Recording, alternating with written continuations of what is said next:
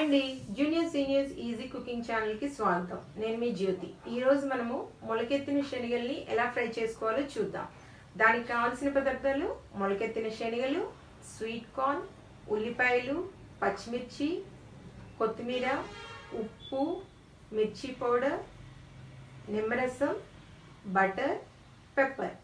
నా వీడియో కనుక మీకు నచ్చితే సబ్స్క్రైబ్ చేయండి, లైక్ చేయండి, మీ ఫ్రెండ్స్కి రిలేటివ్స్కి షేర్ చేయండి. అదే చిటికలో చేసి చూపిస్తాను. శనగలు మొలకెత్తాలంటే ఒక 3-4 డేస్ పడుతుందండి. ఈ సైజులో రావాలంటే 3-4 డేస్ మినిమం పడుతుంది.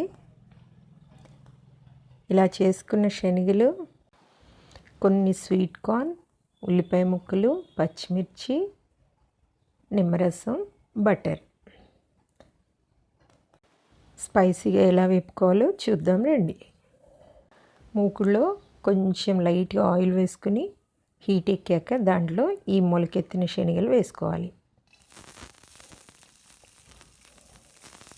కొంచెం సాల్ట్ కూడా యాడ్ చేసుకొని కలుపుకొని మూత పెట్టుకోవాలి.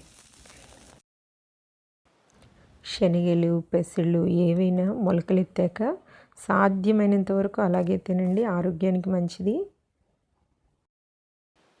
స్పైసీగా ఎప్పుడైనా తినాలనిపించినప్పుడు కొన్ని ఇలా చేసుకొని తినేయచ్చు. శనగలు ఒక 2-3 మినిట్స్ ఉడికిన తర్వాత అండి దాంట్లోనే స్వీట్ కార్న్, కొన్ని ఆనియన్స్ ముక్కలు, పచ్చిమిర్చి వేసి బాగా కలుపుకోవాలి. నేను శనగలు కానీ స్వీట్ కార్న్ కానీ ఉడకపెట్టలేదు, డైరెక్ట్ అలాగే వేసాను.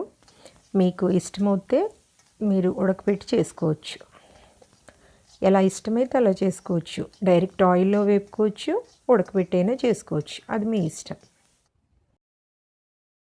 ఇలా ఒక 2-3 మినిట్స్ వేపుకున్నాక కొంచెం బటర్ యాడ్ చేయాలి.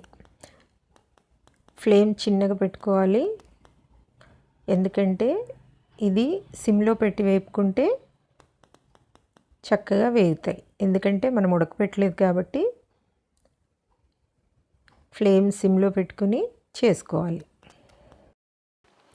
చూడండి, ఇలా ఫ్రై అయిన తర్వాత స్వీట్ కార్న్ ఎలా వేగిపోయాయి చూడండి. అలా అయిన తర్వాత ఇంకా దాంట్లో మనకు కావాల్సినంత మిర్చి పౌడర్ వేసుకోవచ్చు.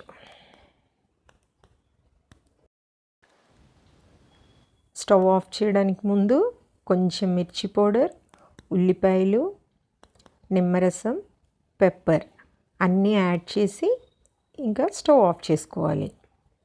ఉల్లిపాయలు వేగకూడదు, పచ్చి పచ్చిగా ఉండాలి కాబట్టి ఇవి వేసేసి ఇంకా స్టవ్ ఆఫ్ చేసుకోండి.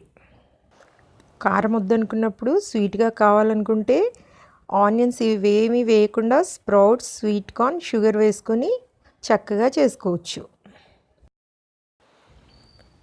వేడివేడిగా తింటే చాలా బాగుంటాయి. దీన్ని వర్షాకాలం, ఎండాకాలం, చలికాలం అని కాదండి, మనకు తినాలనిపించినప్పుడు ఏ కాలమైనా ఏవైనా చేసుకొని తినేయడమే. ఏమంటారు, మీకు నచ్చిందా? అయితే మీరు ఒకసారి ట్రై చేసి నాకు కామెంట్ సెక్షన్లో తెలియజేయగలరు. కారంగా తినేవాళ్ళకి నా వంటలు నచ్చుతాయని నేను అనుకుంటున్నాను. ఇంకెందుకు ఆలస్యం, వండుకోండి, తినండి, ఎంజాయ్ చేయండి. Thanks for watching. బాయ్.